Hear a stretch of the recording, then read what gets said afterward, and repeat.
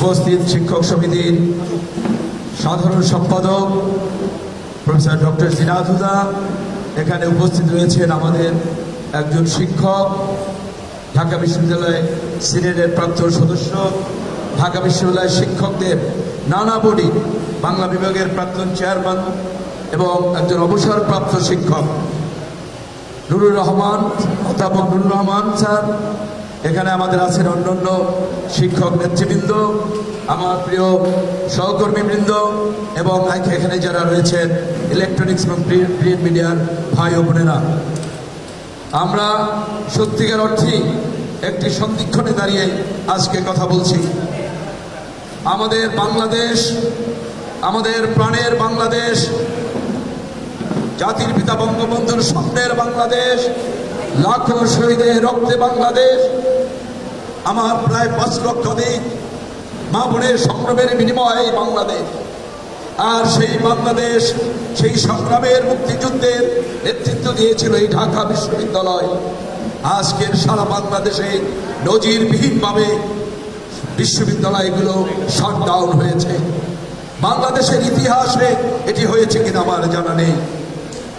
এটি খুবই আমাদের হৃদয় ভারাক্রান্ত। আর আমরা এমন আন্দোলন করছি, কেউ কেউ বলেছেন যে স্টেক হোল্ডার কারা, যারা এই 1 জুলাইয়ের পরে বিশ্ববিদ্যালয়ে যোগদান করবে। আমরা কি তাদের জন্য আন্দোলন করছি? আমি বলবো যে না, আমরা আমাদের জন্য যেমন আন্দোলন করছি না, ওই শিক্ষকদের জন্য আন্দোলন করছি না। কারণ তারা তো জেনেই আসবে, হয়তো ওই ফার্স্ট ক্লাস পাওয়া ছাত্র আসবে না, সেকেন্ড ক্লাস পাওয়া ছাত্র আসবে, নয় থার্ড ক্লাস পাওয়া ছাত্র আসবে, যার চাকরিতে বসে সে আসবে। আমরা আন্দোলন করছি। আমি বলবো যে আমি আন্দোলনে আছি। এই জাতির পিতার স্বপ্ন, লাখো শহীদের স্বপ্ন, বাংলাদেশের পক্ষে আমি আন্দোলন করছি। শিক্ষক এবং বিজনেস স্কুলের 2 জন শিক্ষককে নিয়ে এই কমিটি করা হলো। তারা আমাদেরকে মূল্যায়ন রিপোর্ট প্রদান করলেন। সেই মূল্যায়ন রিপোর্টে সুস্পষ্টভাবে প্রমাণিত হলো অর্থ মন্ত্রণালয় যে ব্যাখ্যা দিয়েছে তা শুভঙ্করের ফাঁকি ছাড়া আর কিছুই নয়, কিছুই নয়।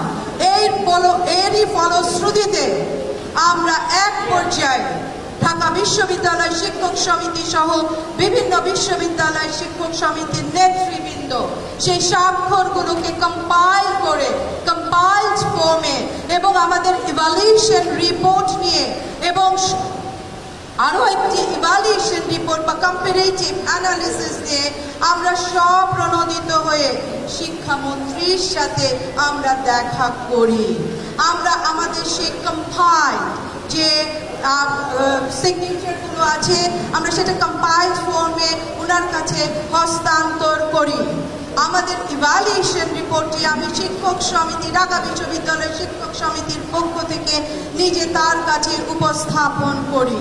তিনি আমাদের বক্তব্য ধৈর্য সহকারে শোনেন এবং কম্পারেটিভ অ্যানালিসিসটিকে আমরা তার সামনে তুলে ধরি। যেই কারণে আপনারা দেখেছেন গতকাল শিক্ষামন্ত্রী বলেছেন আমাদের সাথে এক ধরনের একটি আলাপ হয়েছিল, সত্য।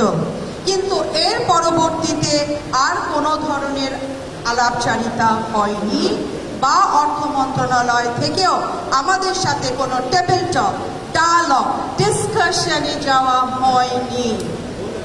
আমরা বারবার বলেছি 2 বেলা 2 ঘন্টা কর্মবিরতি, 3 দিনের কর্মবিরতি, গতকাল পূর্ণ দিবস কর্মবিরতি করেছি। প্রত্যেকটা বিরতিতে আমরা ছাত্রদের স্বার্থ দেখেছি, বিশ্ববিদ্যালয়ের স্বার্থ দেখেছি, আমরা পরীক্ষাকে আওতামুক্ত রেখেছি, অতি গুরুত্বপূর্ণ প্রশাসনিক কর্মকাণ্ডকে আওতামুক্ত রেখেছি।